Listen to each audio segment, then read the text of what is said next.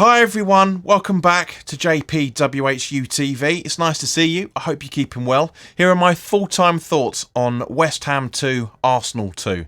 So, talking about the team sheet first of all, in goal as always was Fabianski with a back four of Soufal, Zuma, Kehrer and Creswell. Now, it does appear that Ogbonna was going to be partnering Zuma, but he had to pull out for some unknown reason as of the time of this recording, and also Aguerd was meant to be alongside, but Aguerd also pulled out as well, so I have to find out exactly what happened at that. But with a midfield three, by the looks of it, even though it looked like the 4-2-3-1 originally, with Souček and Rice, with Paquetá, Bowen and Benrahma in the midfield, supporting Antonio up front. So basically, guys, not the best of team sheets that we could have expected, but as we'll talk about in the game, for the majority of the time, we did play with 10 men, sadly. But let's talk about the actual game itself. Now, so for example, I thought for the first 5-6 minutes, we played really well. I thought, we attacked Arsenal very, very well. Gave them some good pressure. Could have had a decent opportunity to score, but as it always is with David Moyes' West Ham, we attack well for 5 minutes and then all of a sudden sit back and absorb the pressure. And that's exactly what happened. Ben White with a very, very good ball through to Gabriel Jesus, and we're 1-0 down with 6 and a bit minutes on the clock. I know it's reported as 7, but it is 6 and a bit minutes. And then literally 3 and a bit minutes later, Martinelli with a great ball over to Odegaard, and it's 2-0, and we're 2-0 down in just over 9.5 minutes. And I thought, here we go, it's going to be Newcastle all over again. But to be fair, we slowly but surely came back into it 10-15 minutes after that. Slowly started building on the attack. Now, that's partly down to the fact that Arsenal took their foot off the gas and kind of treated it as a pretty much a training game from one point of view, but I thought we grew into it very, very well. On the 32nd minute, if I remember correctly, Paquetá got pulled down, and 30 odd minute anyway, Paquetá got brought down, and we were awarded a penalty. You could see it from here that it was a penalty, and Benrahma steps up, and it's 2-1, and we go into the break 2-1, and I thought to myself, 2-1 down. I thought, do you know what? The last 10-15 minutes at the end of the game, we've been in it. So of the 48 minutes we played of the first half, we were there for 20-odd minutes, 21 minutes.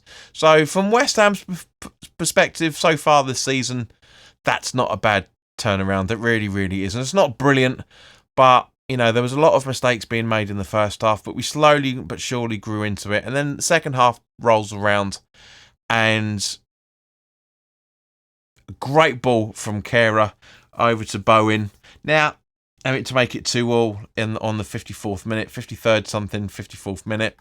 Now, as far as I'm concerned, guys, from a footballing perspective, Ramsdale fucked up that save. He really did, because he pushes it onto the bar and onto the near post, and it goes into the back of net. From a West Ham perspective, 100% very, very happy. In actual fact, I celebrated Bowen's goal more than I celebrated the penalty.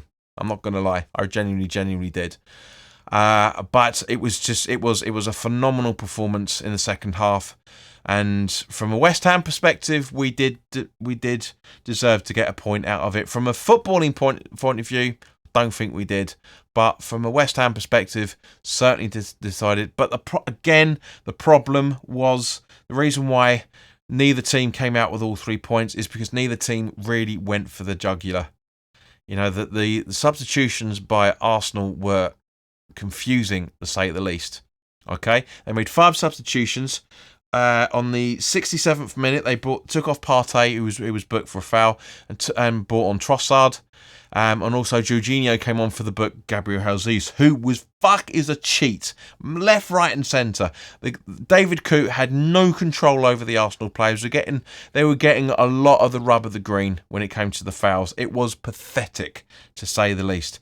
So on the 67th minute, You know, it took us until the 87th minute to bring off Paquetá and put on Downs, and Antonio came off for Cornet.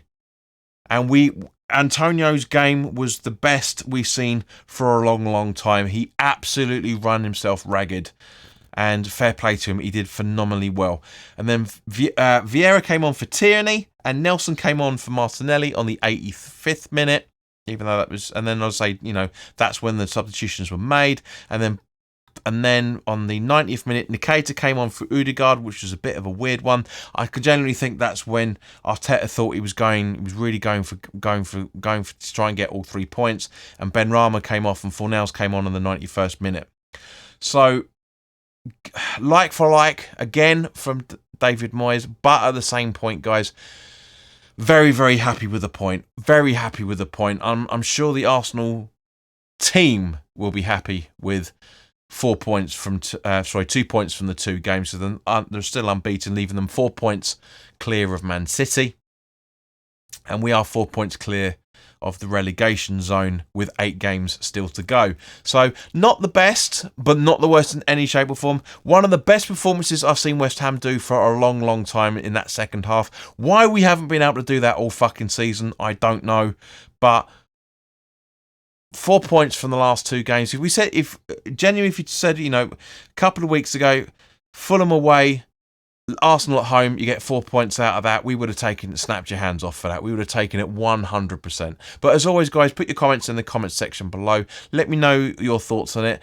Personally, Antonio was my man of the match, was the hardest working man out there behind, just ahead slightly of Bowen. Not the best of games from Rice. You know, tried to buy a foul and didn't happen in any shape or form in the second half. Still played very well, but you know, I thought Creswell was a mistake, but you know, especially in the first few minutes, everything was going down Arsenal's right-hand side. Saka was brilliant down that side, as he always was. Feel sorry for Saka with losing that penalty from a football fan point of view, but not from a West Ham perspective. Because it would have been 3-1 and game over, or 3-2, I should say, and game over. But at the same point, yeah, happy with the point.